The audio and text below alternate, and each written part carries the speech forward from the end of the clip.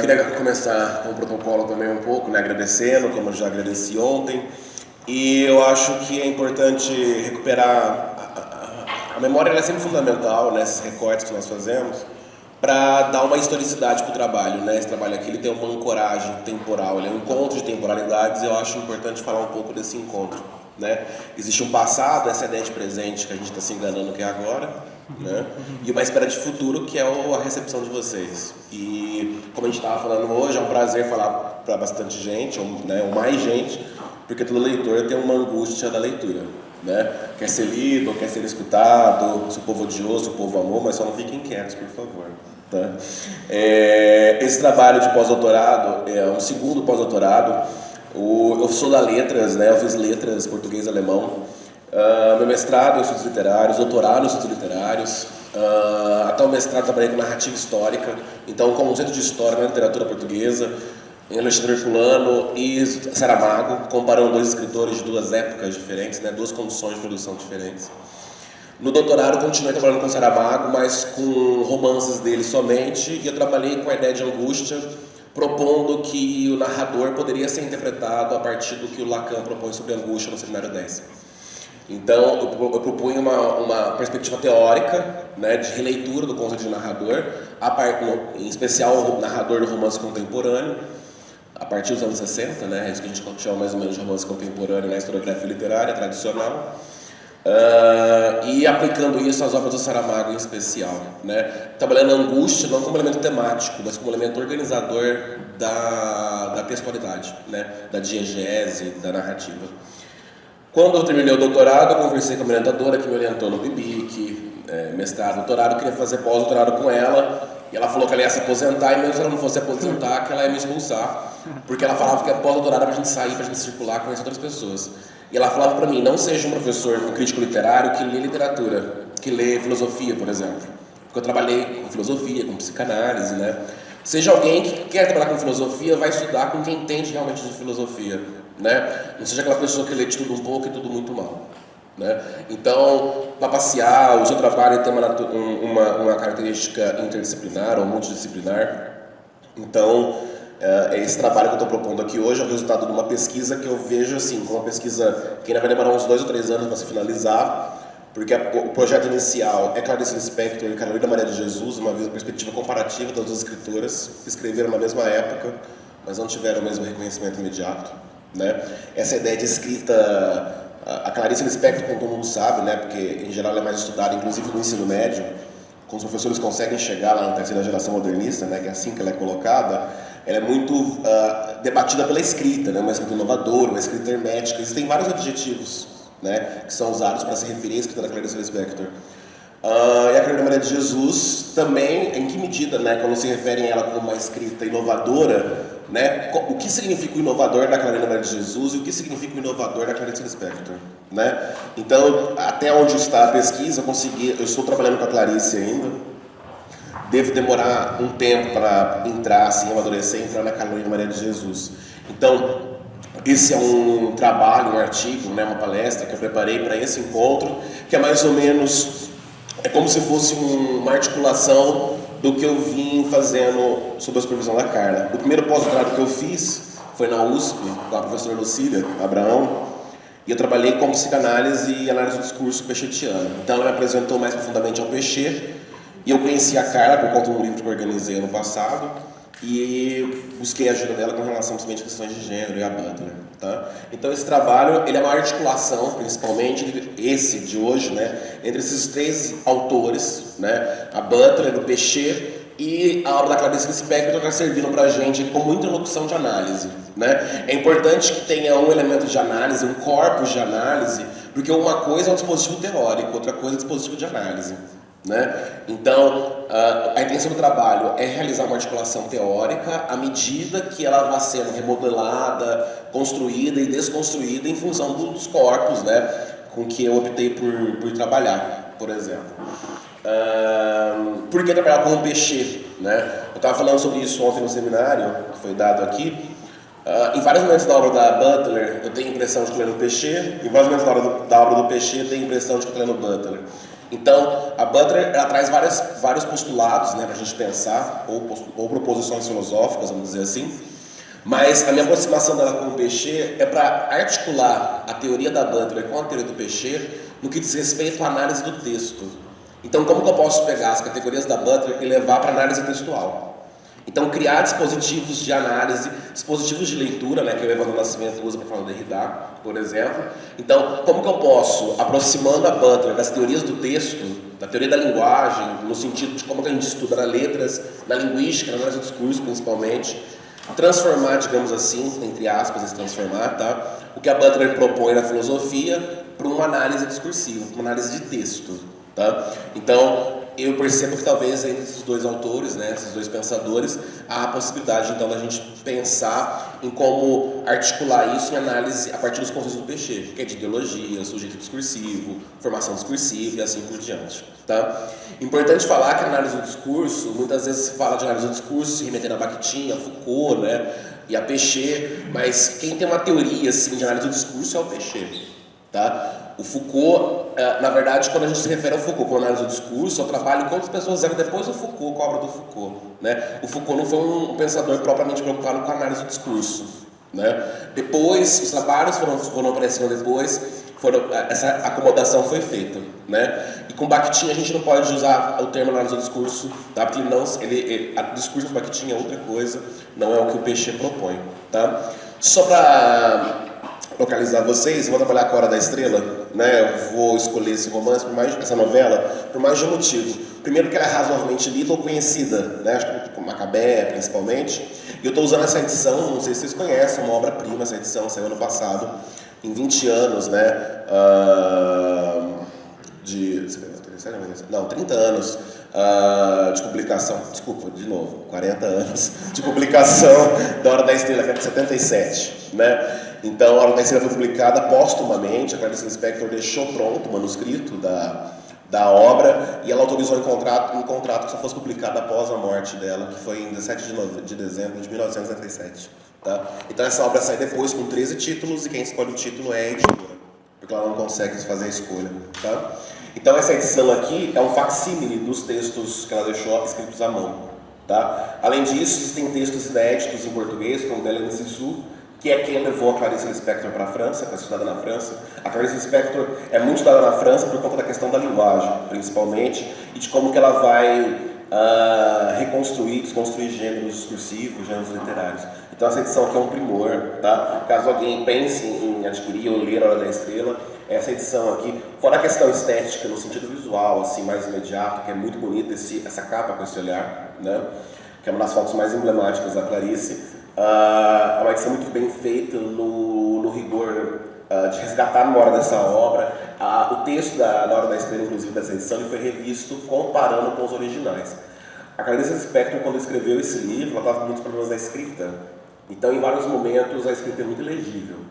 Né? Então, foi feito todo um trabalho grafológico para se refazer essa edição. Então, a edição que eu estou seguindo é essa, a última, tá, de 2017, pela Rocco, que é quem tem os direitos autorais da Clarice no Brasil. Então, como eu acabei terminando o texto semana passada, vou só colocar o resumo para mostrar para vocês assim, qual que é a minha intenção, aí no final a gente discute se eu conseguir fazer 10% disso aqui, tá? Aí tá artigo, né, porque eu escrevi o texto no formato de um artigo, mas é uma palestra aqui, nesse gênero que a gente está praticando agora. Então, esse artigo propõe uma leitura de Hora da Estrela, de Clarice Lispector, a partir principalmente do conceito de enunciação, para análise do discurso orientada pelas obras de Peixê e Eduardo Guimarães. Eduardo Guimarães é professor da Unicamp, né? A análise do discurso peixetiana, ela é muito, fora da França, o lugar que ela é mais envolvida no Brasil. Inclusive, o Peixê dizia que ela era mais avançada no Brasil do que na França, pelas condições políticas em que a análise do discurso do Peixê vai surgir na França, né? Que é o inverno de 68, as questões políticas e tudo mais. Então, quem traz o Peixê para o Brasil é a Eni Orlandi, ela vai fazer a primeira tradução, as primeiras traduções do Peixê. Ela foi orientada pelo Peixê em alguns textos, né? Ele se suicida em 83, né? E ela continua com a teoria junto com o Eduardo Guimarães. Inclusive os dois vão se casar depois, foi uma delícia esse encontro aí do Peixê, né? Ou seja, entendendo a enunciação, tendo em vista o sujeito discursivo e não o empírico, que transmitiria uma experiência sua, compreendemos que ela funciona afetada pela ideologia e pela história, tá? Ideologia aqui no Peixe é no sentido do Althusser, tá? É na releitura que o Althusser vai fazer da ideologia marxista, né? O Althusser vai colocar a questão econômica no segundo plano e o Althusser vai construir uma relação da ideologia com o sujeito lacaniano.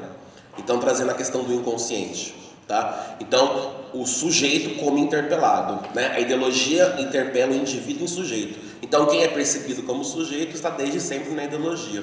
Isso como consequência, por exemplo, quando no senso comum alguém usa a expressão que isso é puramente ideológico, isso é muito ideológico, na perspectiva pechetiana não faz muito sentido, porque tudo é ideológico, porque tudo está, quando o indivíduo ascende em sujeito, ele entra no campo da linguagem, que é marcada pelo conflito, não pela isonomia. Os sujeitos não entram na linguagem pelas mesmas portas, nem pelas mesmas condições, e o sujeito entra na linguagem marcado por um desejo de pertencimento, né? Então o sujeito enuncia para poder pertencer, né? Sendo assim, a enunciação, enquanto prática discursiva, não estabelece relação direta com a realidade, entre aspas, ainda que funcione como se fosse transparente.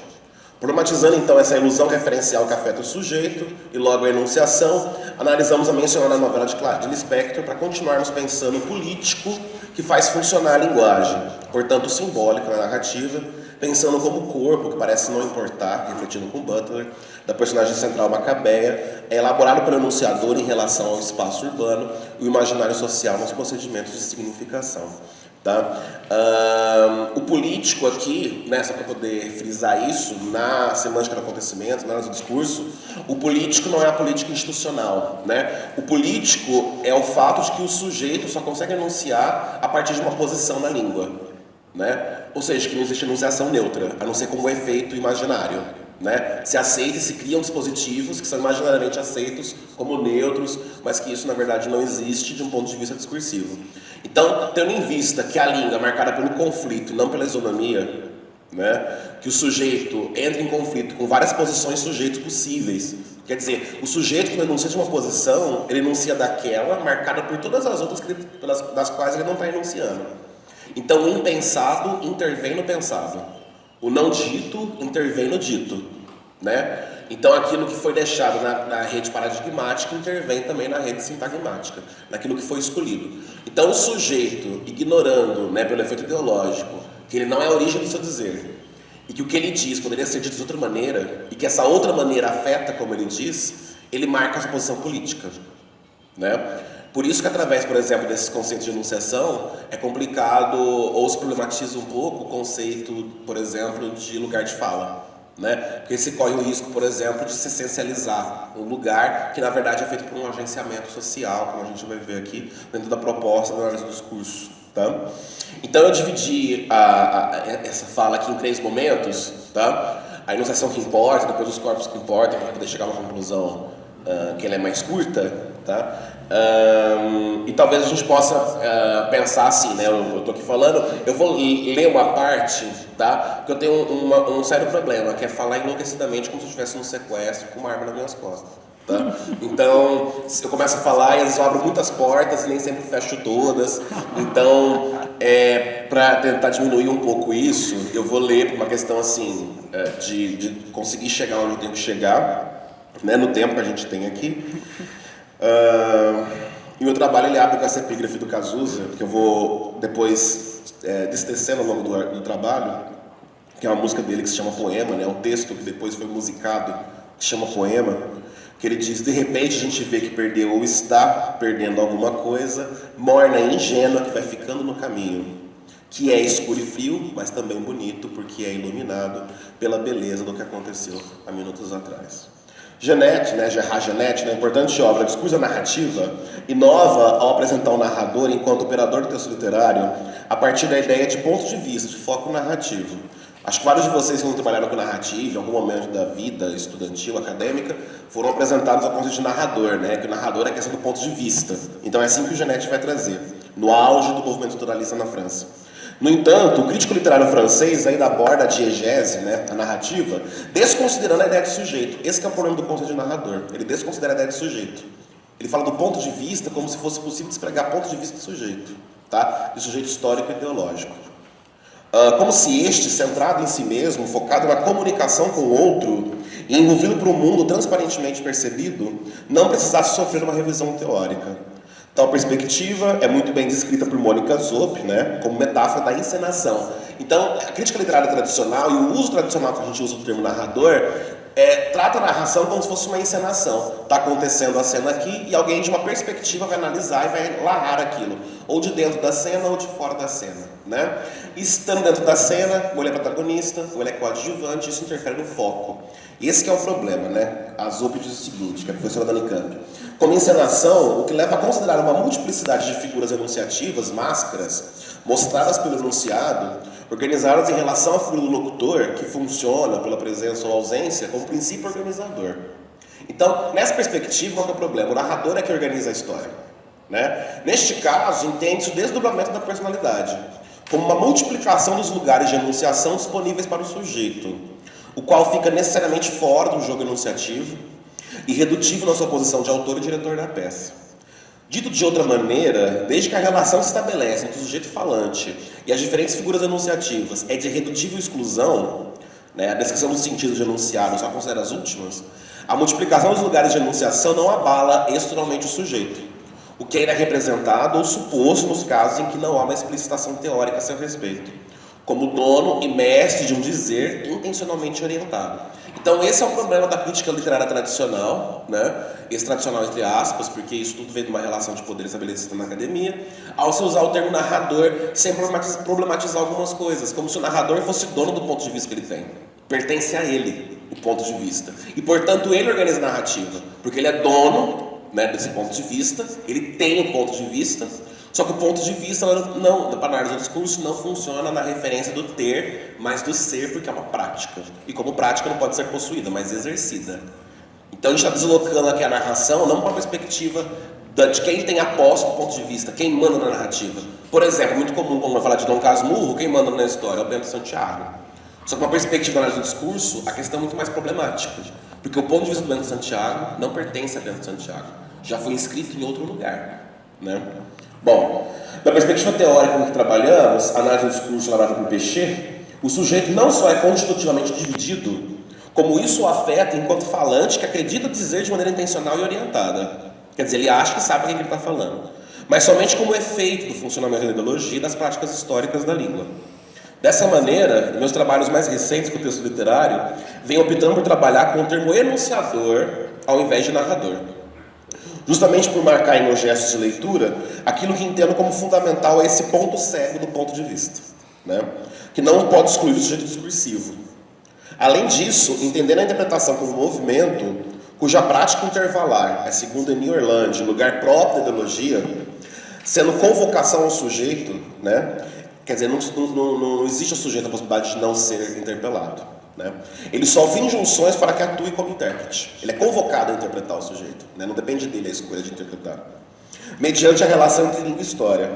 A materialidade da história atua como necessária ao funcionamento do discurso, operando na construção e funcionamento do campo imaginário. Em outros termos, o discurso, para Péchet, é o local em que o sujeito representa a realidade dentro de uma relação, ou seja, não há centro, mas relacionamento com uma alteridade que se acredita absoluta, que é o sujeito de direitos, né, para Péchet. Uma, né, centrada em si mesma, evidente, com as determinações históricas constituindo as condições de evolução material de sua existência.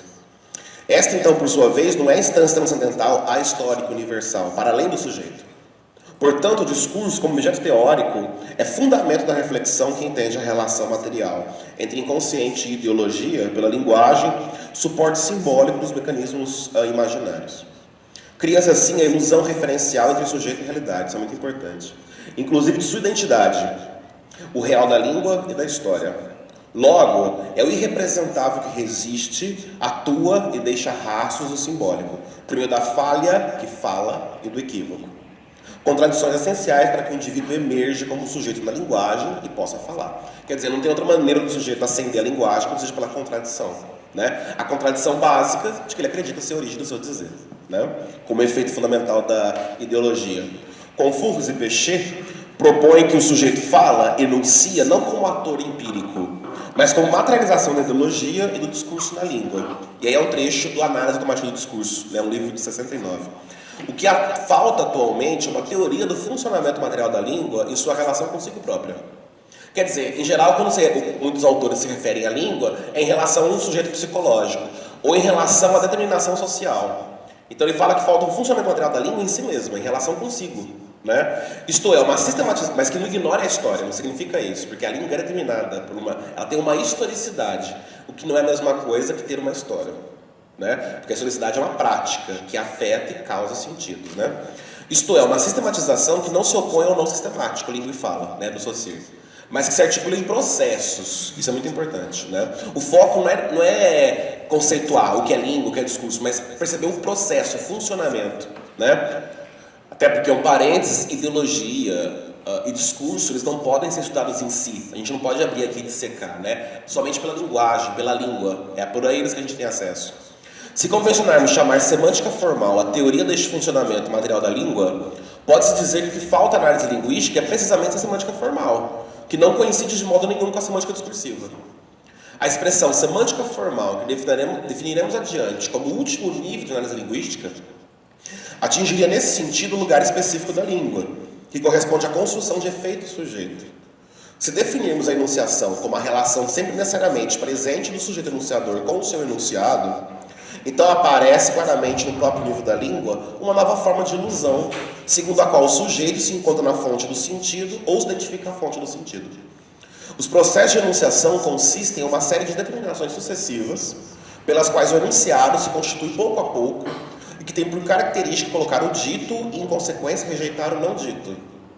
A enunciação equivale, pois, a colocar fronteiras entre o que é selecionado e tornar preciso aos poucos, através que se constitui o universo do discurso e o que é rejeitado. Né?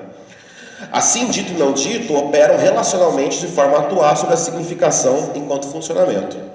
Isso se torna ainda mais forte quando se declara que o sujeito enuncia sob o efeito de dois esquecimentos. Isso é Péchet. O sujeito que enuncia sofre dois esquecimentos básicos, né, que eu já falei hoje. O número 1, ideológico, pela qual o enunciador age, acreditando ser a origem do seu dizer. Ele acha que ele é dono do que ele fala. O número 2, enunciativo, pelo qual se esquece que o dito poderia se dar em outras formas. Poderia se dar de e em outras formas. Portanto, nem o léxico é estoque de palavras à disposição do enunciador, nem a sintaxe é pura forma, à espera de preenchimento de funções pré-estabelecidas à enunciação. Apesar do ensino médio fundamental reforçarem isso para o aluno, que sintaxe é pura forma, que você vai lá e classifica, e encaixa. Né? Trechos completamente descontextualizados e que o aluno não lê. Né? Ele não tem noção do todo do que ele está analisando. Articulando a linguística como a leitura autosseriana da ideologia, por seu turno concatenada com propostas lacanianas sobre o inconsciente e do próprio marxismo, Péchet entende que o sujeito enuncia por meio do assujeitamento. Essa é a contradição, o sujeito é assujeitado, né? Imposto pela interpelação ideológica. Por meio disso, o eu atua tendo uma perspectiva imaginária de si e do outro, de forma a acreditar que sabe para quem se comunica e o que precisa dizer para se expressar, ignorando que sua identificação é imaginária. Não se trata de um defeito da língua, isso é importante, mas da condição que a constitui. Operar de maneira a sempre se escrever no simbólico, a partir do que continuamente precisa afirmar como pertencimento a si mesma, para que possa então se projetar ao outro. Tá? E aí eu venho para o primeiro trecho da Clarice Lispector, tá na página 49 daquela edição, que diz assim: porque há o direito ao grito, então eu grito. Grito puro e sem pedir esmola. Sei que há moças que vendem o corpo, única posse real, em troca de um bom jantar em vez de um sanduíche de mortadela. Mas a pessoa de quem falarei mal tem corpo para vender. Ninguém a quer, ela é virgem e inócua, não faz falta a ninguém. Aliás, descubro eu agora, também eu não faço a menor falta. E até o que eu escrevo, um outro escreveria? Um outro escritor, sim, mas teria que ser homem, porque a escritura mulher pode lacrimejar piegas, né? Vocês devem se lembrar que o narrador aqui é identificado como Rodrigo Essienne, né? Ele que está assumindo a voz aí. Então, no primeiro trecho que reproduz Hora da Estrela, temos os instantes iniciais da narrativa. É aqui que começa, né, a narração. Aqui algo se realiza e vai estar presente ao longo da enunciação da novela toda. Aí as dificuldades para escrever, Rodrigo Essienne, né, nome da fonte a quem escreveu o dizer da novela, a todo momento questiona sobre a validade de sua escrita diante da complexidade que acredita haver na existência e na figura miserável de Macabeia. Rodrigo SM alterna principalmente efeitos de generalização e de maior pessoalidade com o que diz, e uma das maneiras de fazer isso é pelo uso dos pronomes e verbos declinados na terceira e na primeira pessoa, né? Ora ele vai para a primeira pessoa, ora para a terceira pessoa, ora para a primeira pessoa, então ele vai se deslocando entre efeitos de pessoalidade e de universalização, né? No entanto, para além disso, é necessário perceber de que maneira as referências sobre ser mulher são tomadas como efeito já construído. Tanto que ele usa expressões que são quais? Sei que há moças, ninguém a quer, descubro eu, teria que ser, né? O que essas expressões fazem? Elas produzem e fazem funcionar sentidos sobre feminilidades enquanto dados evidentes, construídos em algum lugar e não por ele em uma posição de enunciador. Aliás, seu questionamento sobre o valor da escrita elaborada no ato de dizer da novela não leva em conta isso. O próprio acontecimento do enunciado ocorre primeiramente porque é possível a identificação com a ideologia, a qual se inscreve nas relações imaginárias de Rodrigo SM consigo mesmo com Macabé. Estas, por seu turno, continuam a ocorrer por meio das condições fornecidas pelo Estado. E neste, a personagem alagoana não entra como cidadã reconhecida como plena de direitos, já que nem o corpo possui valor para dispor à venda, uma vez que ninguém, entre aspas, a quer. E quem é ninguém? Logo, uma falta constitutiva permite a enunciação da novela. Dado que Rodrigo SM, ainda que questione em alguns instantes a ilusão de sororidade e as referências evidentes de que dispõe, não consegue se fazer sujeito em condições diferentes, né? Dessa forma, a democracia, né, como diz a Mônica Zoppi, onde se constitui modernamente o sentido para ser cidadão, significa como liberdade produzindo efeito nas atualizações discursivas, como os efeitos de evidência da livre expressão, da transparência do dizer. Sob essa naturalização de que há um sujeito absoluto de direitos, pense na pobreza e na existência mirrada, capim, entre aspas, né, que é o termo do narrador, de Macabé. No entanto, contraditoriamente, porque dividido em si mesmo poder falar, Rodrigo SM enuncia como se houvesse cobertura simbólica sem furos, ao mesmo tempo em que se apropria deles inevitáveis para fazer matéria-prima da novela. O questionado pelo enunciador, por outro lado, é o que permite que ele fale. Não só por o constituir, mas também como assunto sobre o qual se debruça, que é o que a gente vê aqui nesses trechos. Em vários momentos da narrativa ele vai abrindo esses parênteses, o que aliás é o estilo da Clarice como escritora, né? Se o leitor possui alguma riqueza e vida bem acomodada, sairá de si para ver como é às vezes o outro. Se é pobre, não estará mileno, porque ler é supérfluo para quem tem uma leve fome permanente. Faço aqui o papel de vossa válvula de escape e da vida massacrante da média burguesia. Bem sei que é assustador sair de si mesmo, mas tudo que é novo assusta. Como nesse exemplo, o uso dos parênteses ao longo da narrativa é recurso comum para introduzir reflexões, né? De maneira que neles, né, nos parênteses, é criada uma interlocução diferente, diretamente dirigida ao leitor. No entanto, o leitor, não deve ser tomado como outro elemento empírico, mas enquanto função, né? Dessa forma, o enunciador, que em sua primeira leitura mais superficial parece atender pelo nome de Rodrigo SM, cria o leitor com o qual dialoga, sendo que este habita o próprio texto. O leitor não é externo ao texto, ele está no texto, né? Ou seja, o leitor é tomado por SM enquanto unidade imaginária. Ele acha que ele sabe com quem está falando, né? A média burguesia, cuja identificação aproxima com a sua, média burguesia, não existindo enunciação ao vento, mas sim que performatiza o outro com quem fala, convocando-o a interpretar, mesmo em condições de produção diferentes, o que pode promover o deslizamento de sentidos enunciados. E aí Nerland traz para a gente o seguinte, né? Por isso usamos a palavra individuação, que remete necessariamente ao fato de que se trata de um sujeito individual. Ou seja, a forma de sujeito histórica, no nosso caso capitalista, passando pelo processo de articulação simbólico-política do Estado, pelas instituições, discursos, resultando em um indivíduo que, pelo processo de identificação, face às formações discursivas, identifica-se em uma ou mais posições sujeitas na sociedade. Quer dizer, essas posições sujeitas disponíveis à identificação são dadas pelo Estado, né? Em referência a esse sujeito universal de direitos com quais todos nós nos identificamos, ou como portadores de direitos, ou como não portadores de direitos. E o Rodrigo SM, por mais que se torne a obra da Clarice Lispector, isso é muito comum, né, na crítica da Clarice, que se foca muito na questão da existência, né? Atrás das questões da existência, questões universais, não é universal, é mediante um modelo de sujeito universal, sujeito de direitos, né? Que reproduz, claro, uma estrutura de classe. Como no exemplo, desculpa, estou voltando. Isso que vem sendo apresentado até aqui é importante à medida que serve para repensarmos certas leituras que comumente são elaboradas a respeito da Clarice. Né? É senso comum, quando se lê ou escuta algo sobre tais obras, né, da Clarice, a ênfase no trabalho com a linguagem, chamada de hermética, de difícil compreensão, e com os dramas da existência. Isso acaba sendo tão repetido que acaba fazendo existir uma realidade sobre essas narrativas que atua como já dado, interferindo nos processos de leitura. Quer dizer, isso interfere no processo de leitura que os próprios estudantes vão fazer da obra. Eles não atuam como intérpretes, porque já existe esse já dado da obra. Isso interfere na função que eles vão desempenhar como autores. Né? Ao mesmo tempo, acredito que a enunciação da novela que estamos lendo acaba aqui auxiliando, porque ao trazer aspectos temáticos e sociais de maneira mais explícita, permite que outras reflexões surjam e sirvam para que se coloque a obra como um todo em outro horizonte hermenêutico. Temos uma escrita labiríntica em Hora da Estrela, comumente com a sessão sem saída, sem leitura definitiva. Porque quem se assume como responsável pelo dizer trabalha de maneira, inclusive, a intervir na memória, geralmente aceita, sobre o que seria uma narrativa tradicional.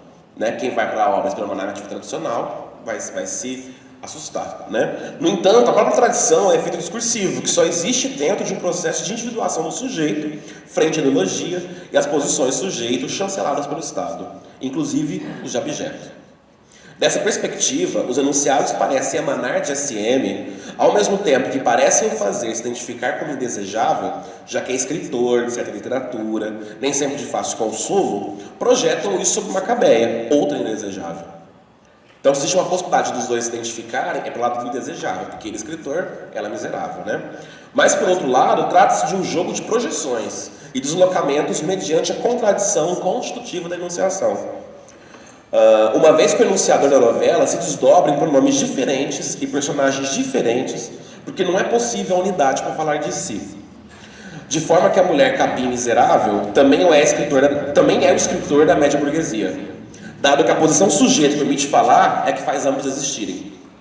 É em relação à projeção imaginária de sujeito de direitos que a linguagem devora a si própria, à medida que afirma e, sem perceber, problematiza o que toma como evidente. Eu trago mais um trecho da narrativa, né? E eis que fiquei agora receoso quando pus palavras sobre nordestina.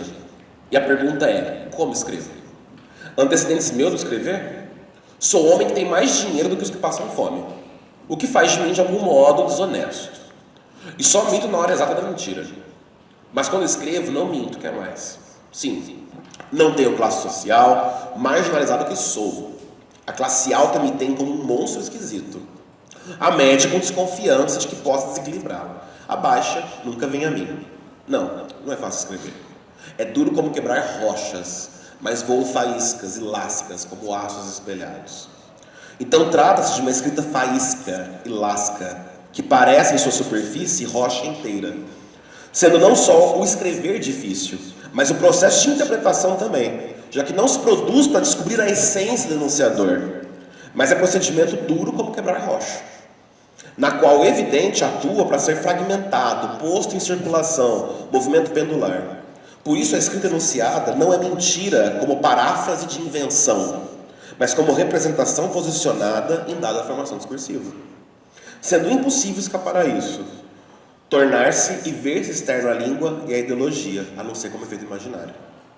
Ou seja, por mais inovadora que uma escrita surja em alguma historiografia literária, como é o caso da Clarice, né, como é a tomada, ela acaba reproduzindo rituais enunciativos, condições do dizer, justamente para se fazer legível, afirmando muitas vezes sem perceber sua filiação histórica por meio das famílias parafrásticas, como a gente vai ver. Eduardo Guimarães, né, que é esse professor da Unicamp, que também desenvolveu a teoria do peixe e criou a semântica do acontecimento. Quem quiser ler um pouco mais sobre o político na língua, né, Eduardo Guimarães, semântica do acontecimento, tá?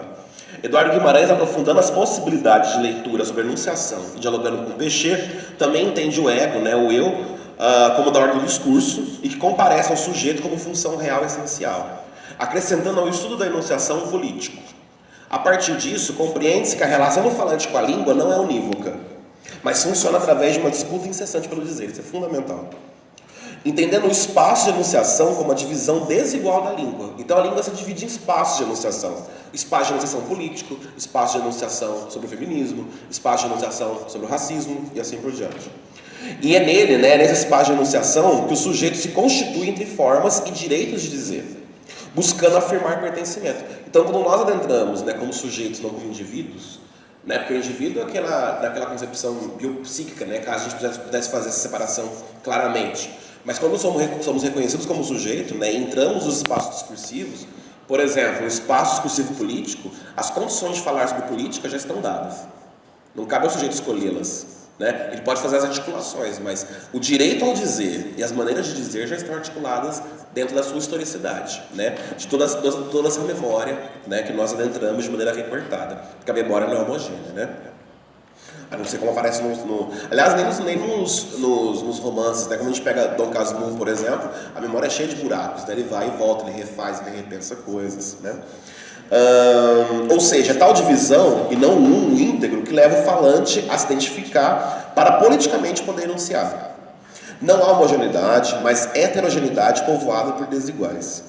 Né? Rodrigo S.M., então, a falar sobre moças que vendem o corpo, naquele trecho que a gente viu, realiza tal prática a partir do momento em que adentra o espaço conflitivo da língua, assume posição, né, e dela e nela fala, naturalizando a obviedade das prostitutas como paráfrase de quem vende o corpo, única posse real, em troca de um bom jantar em vez de um sanduíche de mortadela. Quer dizer, ele transforma tudo isso em paráfrase de prostituta. Ele transforma em sinônimos. Né? Prostituta é quem vende o corpo para ter um jantar melhor do que esse sanduíche de mortadela. É somente dessa posição da formação discursiva que o corpo e a vida de Macabeia vale menos. E logo não pode ocupar o mesmo espaço como cidadã e como alguém que se inscreve no espaço urbano. Paradoxalmente, em momentos que rompem na narrativa, reorganizando os sentidos, o próprio enunciar se martiriza por se dar conta, fugazmente, né, entre parênteses, como discurso outro que quebra as cadeias parafrásticas que vêm sendo atualizadas, da talvez impossibilidade de conseguir falar de uma vida pobre, como a da moça vislumbrada na feira, muda, né? Que ele conta lá no começo, que ele vê a figura dela na feira e ele acha que é interessante contar a história dela porque nunca ninguém vai contar. Né? E na verdade ele acaba falando mais dele do que da Macabeu ao longo da novela toda. Né? Tal divisão constitutiva dos sujeitos, já que a língua só pode ser acessada desigualmente por nós, né, os sujeitos, permite que Eduardo Guimarães pense no agenciamento enunciativo como operador de leitura das enunciações. Então toda enunciação, todo dizer é agenciado, em pelo menos 3 instâncias. Tá? Em uma cena enunciativa, o que é uma cena enunciativa? Cada um desses trechos aqui é uma cena enunciativa. Né? É um recorte que a gente faz para poder fazer uma análise. Tá? Que são locais específicos, né, de acesso ao dizer nos espaços de enunciação. Então, dentro do espaço de enunciação, ele cria essas cenas. Né? Então, essas cenas são construídas, nessas cenas são construídas as figuras que permitem funcionar os lugares de dizer, de forma que o sujeito seja imaginariamente percebido como centrado em si. Nela, na cena, o locutor, com L maiúsculo, de quem acreditamos ser a fonte dos enunciados, engaja-se em um lugar social, assumindo posição nas divisões da língua, que o predica e assim permite que ele fale. Tal funcionamento, no entanto, em um primeiro instante, é percebido como uniforme, transparente, por meio da ação do enunciador, o qual representa lugares de dizer. Como vem analisando, os locutores a quem os enunciados da novela atribuem fonte de dizer são Clarice Lispector e Rodrigo S.M., assumidos como desdobramentos um do outro. Como assim os enunciadores, né, são Clarice e Rodrigo S.M.? Porque lá no começo da obra, na primeira página da novela, ele coloca uma nota do autor. Então tá assim, nota do autor, que é o Rodrigo S.M., né? Mas em parênteses, na verdade, Clarice Lispector. Então, na verdade, existe um jogo aí de duplo, de espelhamento entre Clarice e Rodrigo, né? E os dois são colocados como esse locutor com maiúsculo, né? Aquele que parece que é óbvio. A quem pertence dizer Rodrigo S.M. e Clarice. Esse é o locutor com L maiúsculo, né? Aquele que a gente acredita que é a fonte do dizer. A gente identifica como efeito de unidade, né? Que funciona, inclusive, juridicamente para direitos autorais, né? Quem responde o direito autoral? O locutor. Aquele que parece que é a unidade dona daquele dizer, né? Na verdade, o nome do locutor não afeta o procedimento central para que ocorra a enunciação. Então, se é Clarice, se é Rodrigo S.M., o nome não importa. A partir do espaço enunciativo da média burguesia, porque é desse espaço que ele vai narrar, ele mesmo, né, diz isso, em que o escritor não se percebe valorado como outros cidadãos, E o mesmo pode dizer de Macabeia. Clarice Lispector, Rodrigo S.M. engaja-se e assume uma posição para poder representar a realidade, afetado pela historicidade das condições de produção, de ser escritor e uma contingência descrita pela distribuição desigual de riquezas e de trabalhos. Assim como o locutor X, quer dizer, o locutor fala de um lugar social, que é o tal do locutor X, né, que o Eduardo Guimarães vai falar. O que é o locutor X? Esse X é o lugar social, é a variante que predica o locutor. Então, Rodrigo S.M. fala de qual lugar social? Classe média burguesia, né? Como locutor X, o dizer pode ser percebido como um agenciamento através do qual se fala a partir de um lugar do interdiscurso, que é a memória, né? Uma posição sujeito que vai recortar a memória, que não é contínua, mas que funciona por fracionamentos, né? No entanto, essa natureza política do acontecimento da enunciação acaba sendo mascarada, silenciada, através do apagamento da disparidade entre o locutor Clarice e Rodrigo S.M., né? É um bloco só, e o locutor X, escritor de classe média, né? Ou escritor de média burguesia. Isso ocorre porque surge o enunciador como um lugar de dizer que aparece íntegro, oscilando, no caso, a narrativa em questão, entre o individual, quando assume o eu, o coletivo, quando nós, na relação com o leitor, estabelecido como enunciatário, e o universal, quando se estabelecem afirmações como efeito de saber universal. Então, como a gente já falou em outro trecho, né, que a gente analisou, o enunciador ele vai alternando as suas identificações, né? Ora uso eu, ora uso nós, ora usa uma forma mais universal. Então, esse uso das formas linguísticas acaba silenciando, acaba apagando a divisão social pela qual esse locutor entrou para poder falar. Porque ele usa aparentemente ele usa as mesmas formas linguísticas que vocês usam, que nós usamos, mas ele não usa as mesmas, porque elas aparecem com valores diferentes, porque elas vêm predicadas por lugares diferentes. Mas no primeiro momento parece que a língua que ele fala é a língua portuguesa que qualquer outro falaria, quando na verdade esse é um espaço desigual, mas que é mascarado pelas formas da língua. Então essa é uma das contradições, né, do dizer. Então, por meio dessa complexa prática, o dizer surge, né, ascendendo o enunciador, dispara em si mesmo, e que assume uma imagem de indivíduo empiricamente possível por meio da ação do simbólico, né? Mas é um simbólico sobredeterminado pelo interdiscurso. Esse simbólico é determinado pela memória, né? Com isso, o enunciador cria uma temporalidade. Isso é fantástico. Um efeito de presente, na verdade, encontro entre o passado da memória, recortada de uma posição, e futuro, desejo de significação para o leitor, afetado pela falta que instala a aliança do agenciamento, né? E aí eu trouxe um trecho com os grifos meus aí, em itálico e negrito, para mostrar isso que eu estou falando para vocês. Então, graças ao que eu venho falando até agora, né, os enunciados em negrito, no trecho anterior, acabam funcionando como família parafrástica de peito aberto. Então, vamos ler, que ele diz assim: ninguém pode entrar no coração de ninguém. Macabeia até que falava com Glória, mas nunca de peito aberto. Glória tinha um traseiro alegre e fumava cigarro mentolado. Manter um hálito bom nos seus beijos intermináveis com Olímpio. Ela era muito satisfatona. Tinha tudo o que seu pouco anseio lhe dava. E havia dela um desafio que se resumia em ninguém manda em mim. Muito bem, voltemos ao Olímpico. Percebam os trechos em negrito? Peito aberto, ele vai sofrendo reformulações parafrásticas. De maneira que nessa enunciação, peito aberto é sinônimo de um traseiro alegre, de fumar cigarro mentolado, é ser hálito bom, é ser beijo interminável, é ser satisfatona, é ser tinha tudo, anseio lhe dava, desafio e ninguém manda em mim. Tudo o que se constrói por oposição a Macabeia, né? Então todos esses trechos em negrito são famílias parafrásticas que o enunciador vai colocando para poder construir a referência sobre o que Macabeia não é, né? Dentro de uma valoração social, né? Então essa família parafrástica de peito aberto, né, funciona como se fossem sinônimos, mas cuja referência não existe a priori, mas como efeito de já dado em outro lugar.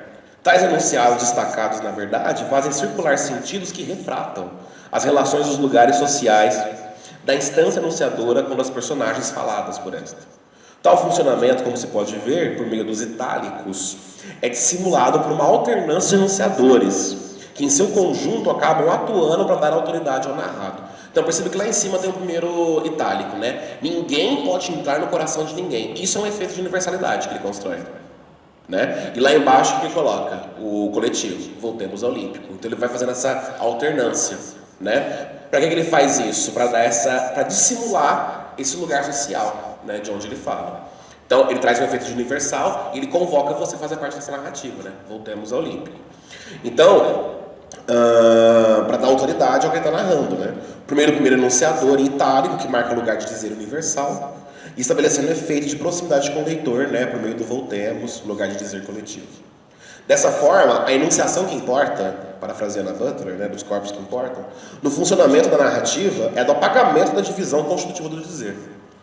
Mesmo quando o enunciador assume o lugar de dizer para falar sobre a impossibilidade de transcender suas limitações, né, só o pode fazer de uma posição específica, lugar social que modalizará léxico e sintaxe na construção de uma realidade diferente em si mesma. Logo, os corpos que importam, os que não importam, ganham possibilidade de surgimento dentro desse funcionamento. Não estando nunca desde já lá, a performatividade cria a imagem de um presente no qual alguém diz e personagens perambulam.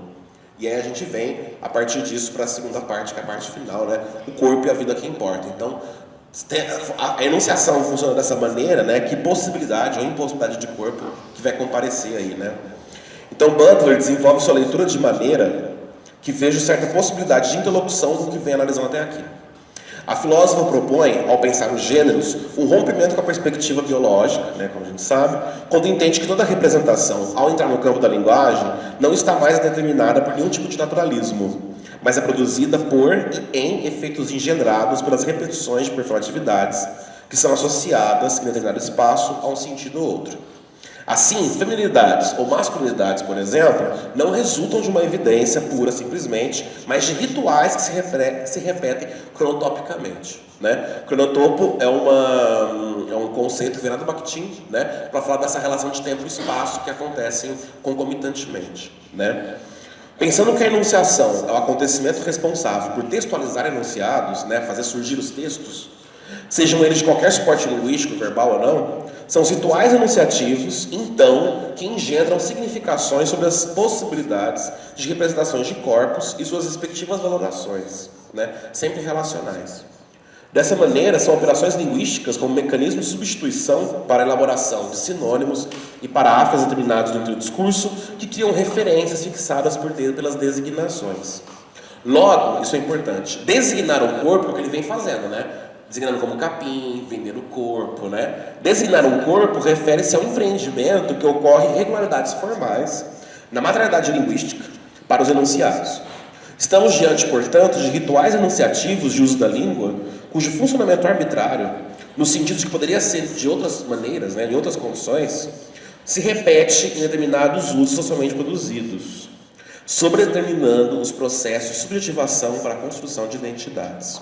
Portanto, o ego, mais uma vez, não está livre para relatar a si mesmo. Porque o ato de relatar a si mesmo, e cito a Butler, portanto, adquire uma forma narrativa, que não apenas depende da capacidade de transmitir uma série de eventos em sequência com transições plausíveis, né? Encerra a citação. Ou seja, o político de Butler não estaria distante da proposta por Guimarães, à medida que propõe a necessidade de o sujeito poder falar de si somente nos termos que são dados em outro lugar. Uma interpelação para sempre perdida, porque seu momento de ocorrência não pode ser recuperado. Com isso, adentrando espaços de enunciação marcados pela divisão, o conflito consiste em se posicionar nos e diante dos termos do outro, para se fazer existir por meio das regularidades enunciativas. Mesmo a contestação e ou tentativa de subversão se faz, em primeiro momento, às custas disso, né? Já que não é exterior entre o discurso e as determinações históricas. Né? Aí eu trago um trecho do Guimarães. Sermos desfeitos pelo outro, e veja se me parece uma coisa bem Butler, né? Sermos desfeitos pelo outro é uma necessidade primária, uma angústia, sem dúvida, mas também uma oportunidade de sermos interpelados, reivindicados, vinculados ao que não somos, mas também de sermos movidos, impelidos a agir, interpelarmos a nós mesmos em outro lugar, e assim abandonarmos o eu autossuficiente como tipo de posse. Então, o sujeito não pertence a si, como o narrador não pertence a si, que não é dono da história. Né? A partir dessa articulação teórica, podemos pensar que o corpo é possível ser significado ao custo de ser desfeito pelo outro. O que significa ter sua criação de referência pela entrada do locutor nos espaços discursivos, né? De forma a se engajar em lugares sociais não definidos por ele, mas que o predicam. Então, nessa outra cena aqui, né? Olímpico, que era o namorado que a Macabé arranjou, né? Depois ele vai abandonar a Macabé para ficar com a amiga dela, né? É interessante, inclusive, os nomes, né? Porque Macabéia e o namorado é Olímpico e a outra é a Glória, né? O que ela vai fazer, coitada, né? O Olímpico de Jesus trabalhava de operário, perceba os trechos em negrito, que são redes parafrásticas, né? Então, que sinônimos que o narrador vai criar, né? O enunciador para operário. Então, o Olímpico de Jesus trabalhava de operário na metalúrgica e ela nem notou que ele não se chamava de operário, e sim de metalúrgico. Macabé ficava contente com a posição social dele, porque também tinha orgulho de ser datilógrafa, embora ganhasse menos que o salário mínimo. Então, ser datilógrafa ia ganhar menos que o salário mínimo, né? Que é o amigo, que é o namorado. Mas ela e Olímpico eram alguém no mundo. Metalúrgico e datilógrafo formavam um casal de classe. A tarefa de Olímpico tinha o gosto que se sente quando se fuma um cigarro acendendo no lado errado, na ponta da cortiça. O trabalho consistia em pegar barras de metal que vinham deslizando de cima da máquina para colocá-las embaixo, sobre uma placa deslizante. Nunca se perguntaram por que colocar a barra adiante. A vida não lhe era má. E ele até economizava um pouco de dinheiro. Dormia de graça, numa guarita, em obra de demolição, por camaradagem do vigia, né? Então, analisando esses termos destacados em negrito, temos deslocamentos sofridos pelos termos operário e datilógrafo, né? Por meio de relações parafrásticas com os demais. Então, na verdade, ser operário aqui não é simplesmente a função que se exerce. Da mesma forma que ser datilógrafo não é a profissão em si, é como isso é valorado, né? Não funciona discursivamente como referência só a empregos a serem ocupados, mas como indicativos de posições sociais significadas por meio de certa concepção de corpo. Como já vimos, ao corpo de Macabé, que vale menos que o das prostitutas, já que não pode vender porque ninguém, quem é ninguém, o quer, soma-se o fato de ganhar menos que o salário mínimo e um corpo que dorme de graça em obras de demolição. A polissemia que se dissemina permite rever que um casal de classe que sofre operações sociais predicativas por meio de dois adjuntos nominais, né?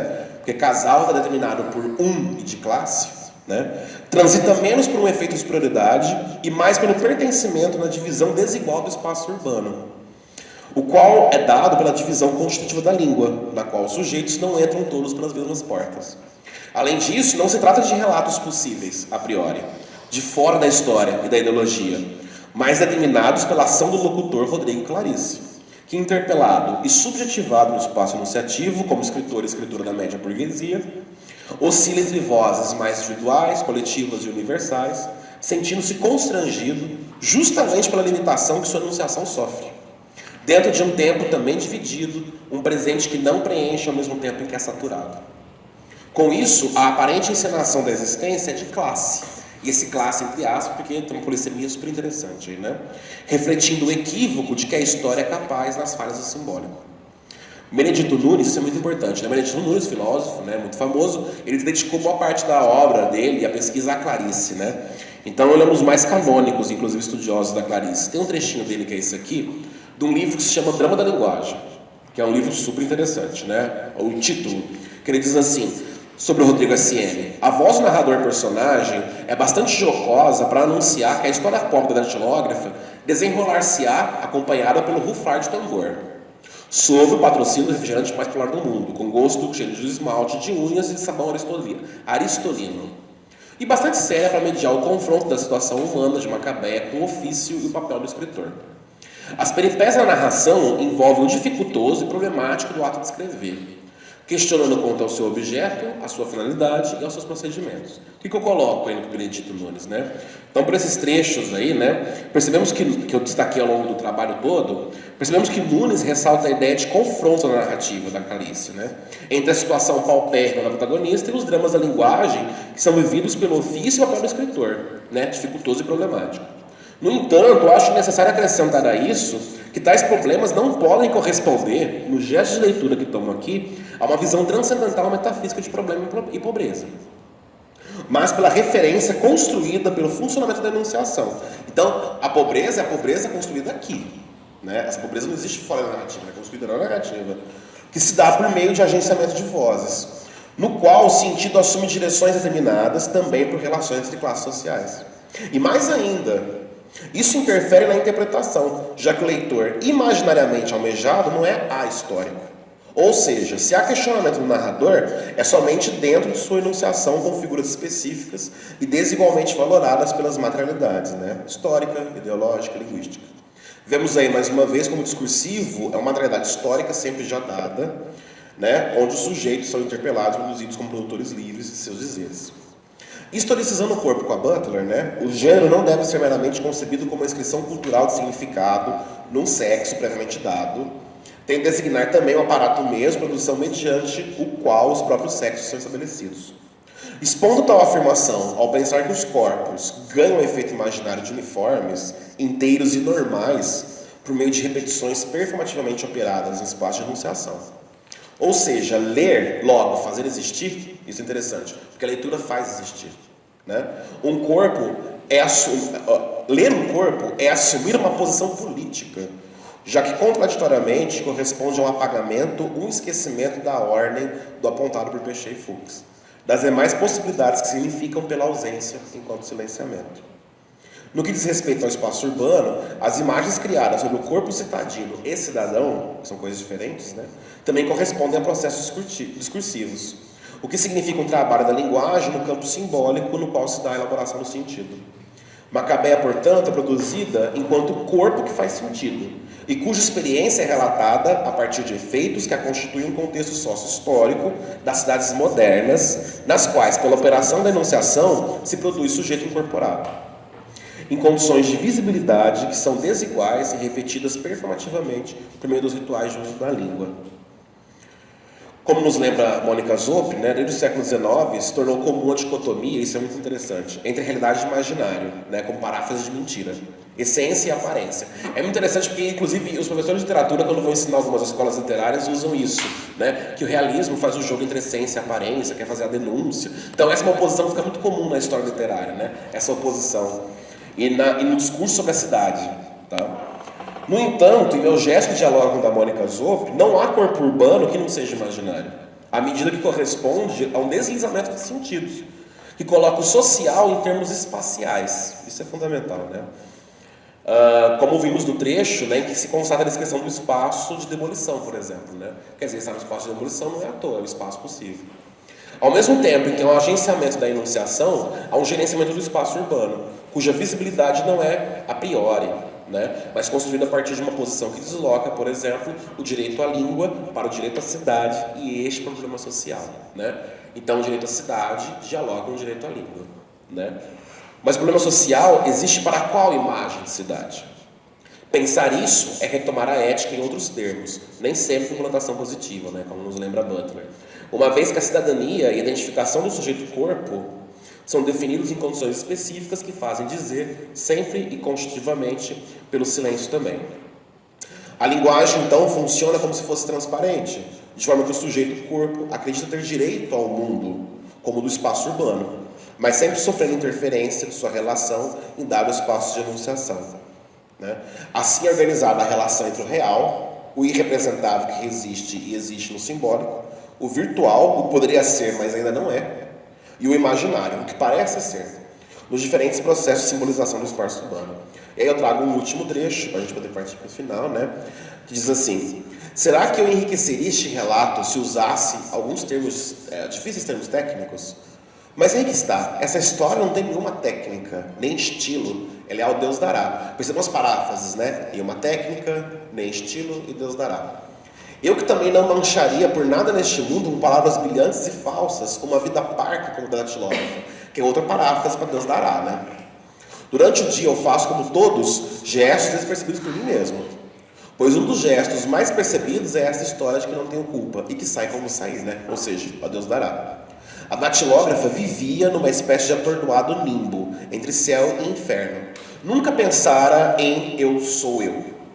Acho que julgava não ter direito. Ela era um acaso. Um feto jogado na lata de lixo embrulhado em um jornal. Há milhares como ela, sim, e que são apenas um acaso. Pensando bem, quem não é um acaso na vida? Quanto a mim, só me livro de ser apenas um acaso porque eu escrevo o que é um ato, que é um fato. E quando entro em contato com forças interiores minhas, encontro através de mim o vosso Deus. Para que escrevo? E eu sei não. Sim, é verdade. Às vezes também penso que eu não sou eu. Pareço pertencer a uma galáxia longínqua, de tão estranho que sou de mim. Sou eu? Espanto-me com o encontro. Quero chamar a atenção para duas coisas aí. Primeiro que está em negrito, que está em itálico, que são os tempos verbais. Porque a datilógrafa vivia, julgava, né? E era. Ele joga a Macabeia no tempo passado, mas o seu espaço de enunciação ele joga o presente, né? Bom, importante perceber então, né, por meio dos itálicos, os verbos, a alternância nos usos dos verbos, pretérito imperfeito, pretérito mais que perfeito e presente, se relacionam de forma a instalar uma temporalidade que não tem nada a ver com o cronológico, né? Na qual a enunciação atribui à escrita, à textualização, um caráter de presente que é valorado como individual e universal, né? Nisso, Macabeia surge como passado que durou, já que não há marca do pretérito perfeito para relatar. Isso é importante, porque ela não entra naquele pretérito acabado. Ela fica no pretérito que dura, que é o imperfeito, né? Ela emerge na narrativa às custas de um desaparecimento que faz o presente do texto ganhar alguma coerência, ainda que cheio de espanto. Logo, a temporalidade não significa cronologicamente, mas como criação, né, de um cronotopo que faz tempo e espaço existirem relacionalmente de forma a criar efeitos de evidência, né? Com isso, Macabeia não está em um passado historicizado como dos grandes heróis, das grandes épocas, mas como vida precária. As referências que significam esta vão sendo despercebidas, por exemplo, por meio dos destaques feitos por mim em negrito. É vida restrita a uma memória recortada, ao Deus dará, sem técnica, nem estilo, vida parca.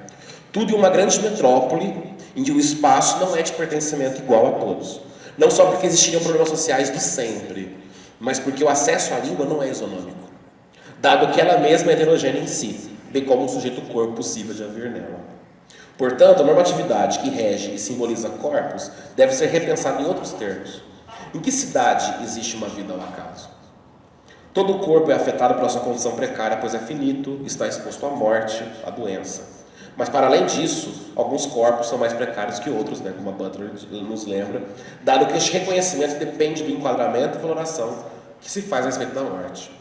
Se esta vale menos em determinadas condições de produção do que outras, tal precariedade produz formas de visibilidade e determina o valor de uma vida ao acaso.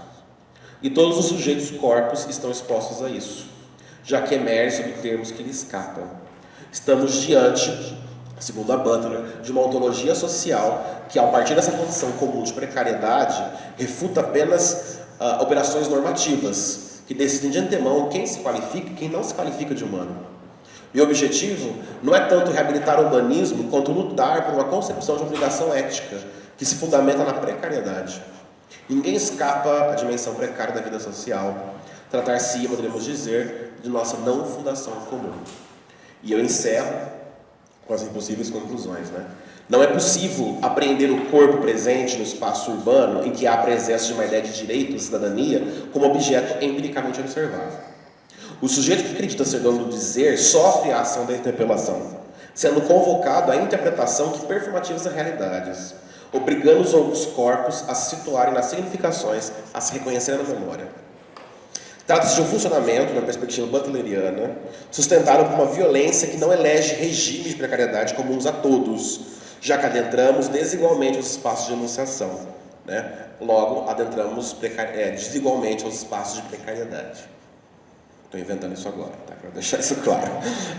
Não se enuncia, nem se é enunciado nas mesmas condições.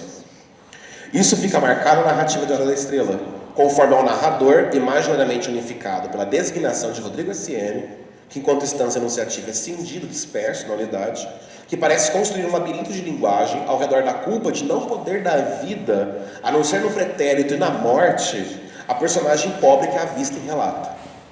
Inclusive, é fundamental perceber como sua culpa se lhe coloca uma necessidade, o que na verdade é mais uma evidência que surge em sua ilusão referencial sobre si, né? O outro, a realidade e a impossibilidade de relatar experiências que nomeia como suas, a de Macabeia e da própria narrativa. Nestes fios, né, que vão costurando a narrativa, a beleza do... E aí eu retomo o caso lá do começo, né? Então, nesses fios, a beleza do que aconteceu há minutos atrás comparece por meio de determinações históricas que nos fazem pensar não só a enunciação, como também a interpretação como lugar onde a ideologia funciona. Pensando como Mônica Zopp, temos aqui, em Hora da Estrela, uma cidade fluida, por meio de um movimento discursivo de interpretação, no qual se ressalta a heterogeneidade do urbano e dos corpos que o ocupam. Os espaços enunciativos e urbanos são conflitivos e praticados como unidade polivalente, que, atravessada pela memória, põe em contato gestos de interpretação sobre ser precário. SM parece reconhecer sua precariedade como escritor, mas às custas de uma outra maior, a de Macabeia, passado que dura, mas que perfeito. Tudo isso ocorre porque a própria linguagem utilizada dá voltas de maneira a hora revelar, a hora velar o cruzamento de memórias que representam o sujeito em sua experiência e condição de inserção urbana e precária. O conflito dos espaços enunciativos, ao mesmo tempo em que é silenciado em alguns momentos da narrativa, é problematizado em outros, principalmente quando se faz menos evidente. Tal como o escorpião, que parece se matar cercado pelo fogo, a enunciação era da estrela parece se fazer sofrer e manquear, mas para poder se mostrar imaginariamente inteira, ainda que para ser interpretada as faíscas e as lascas, e de repente a gente vê que perdeu ou está perdendo alguma coisa morna e ingênua que vai ficando no caminho. Tá? Muito obrigado. Para ficar mais acadêmico ainda, eu coloquei as referências aqui. Na verdade, é um respeito dos autores também, né? Se depois alguém quiser... Isso eu posso mandar por e-mail também para a Carla, ela pode compartilhar com vocês algumas obras aqui da Verdade dos Cursos e tal. Tá? Mas eu mando por e-mail da Carla, ela pode repassar para vocês.